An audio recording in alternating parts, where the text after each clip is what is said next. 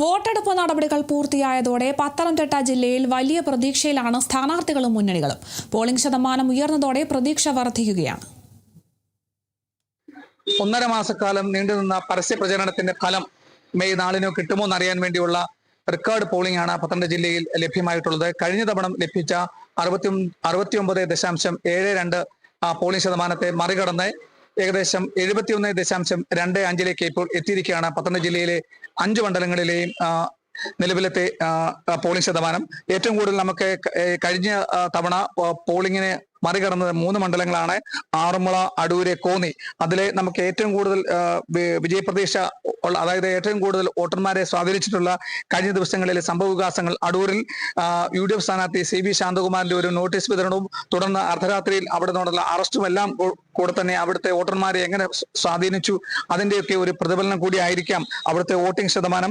അടൂരിലെ 71.24 തൊട്ട് അടുത്ത് തന്നെ ആറന്മുളയിലെ 68.74. ആറന്മുളയിലാണ് സംസ്ഥാനം ഉറ്റുനോക്കുന്ന 3 സ്ഥാനാർത്ഥികൾ, അതായത് ആരോഗ്യവകുപ്പിന്റെ ഇപ്പം മന്ത്രി കൂടിയും MLA കൂടിയായ LDFന്റെ വീണ ജോർജും UDFന്റെ ദേശീയ യൂത്ത് കോൺഗ്രസിന്റെ ദേശീയ ജനറൽ സെക്രട്ടറിയായ അബിൻ വർക്കി കോടിയാട്ടും BJPയുടെ ദേശീയ മുഖമായ കുമ്മനം രാജശേഖരനും കൂടെ മത്സരിക്കുന്ന ആറന്മുളയിൽ മികച്ച ഒരു മത്സരമാണ് ഇപ്പോൾ കാഴ്ചവെച്ചിട്ടുള്ളത്.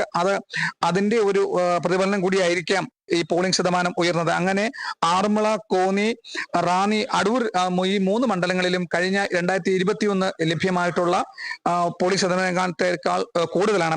നമുക്കിപ്പോൾ ലഭ്യമായിട്ടുള്ളത് തിരുവല്ലയാണ് ഏറ്റവും കുറഞ്ഞ പോളിംഗ് ശതമാനം, 67.426.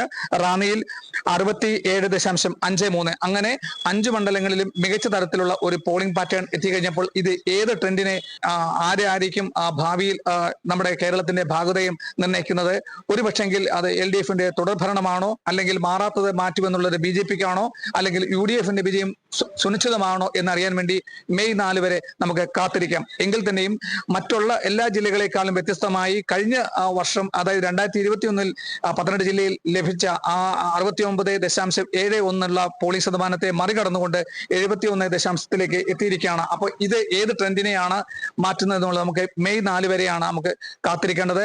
ഈ 5 മണ്ഡലങ്ങളിലും മികച്ച സ്ഥാനാർത്ഥികളെയാണ് 3 മുന്നണികളും രംഗത്തിറക്കിയത്. അവർ മികച്ച പോരാട്ടം തന്നെയാണ് കാഴ്ചവെച്ചത്.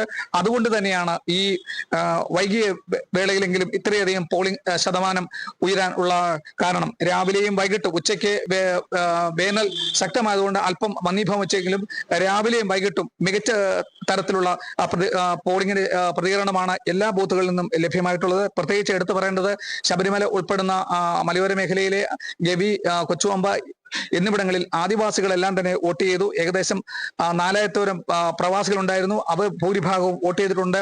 2,25,816 ആറന്മുള മണ്ഡലത്തിൽ വോട്ടുള്ളപ്പോൾ തന്നെ 8,000-ലധികം കന്നി വോട്ടർമാരുണ്ട്. അങ്ങനെ ഇവരെല്ലാം ഭൂരിപക്ഷത്തിൽ ഇവരെയൊക്കെ വോട്ടിംഗ് കേന്ദ്രത്തിൽ എത്തിക്കാൻ ജനപ്രതിനിധികൾക്ക് കഴിഞ്ഞിട്ടുണ്ട്. പക്ഷെങ്കിൽ ഇതിന്റെയൊക്കെ ഫലം ആർക്കുണ്ടാകും, അത് ഏത് ട്രെൻഡിനെ ആർക്കാണ് ഗുണം ചെയ്യുന്നുള്ളത് നമുക്ക് മെയ് 4 വരെ കാത്തിരിക്കാം. കേരള വിഷൻ ന്യൂസിന് വേണ്ടി ക്യാമറ പേഴ്സൺ പ്രദീപ് അങ്ങാടിക്കലിനൊപ്പം പ്രസാദം ജെ, പത്തനംതിട്ട.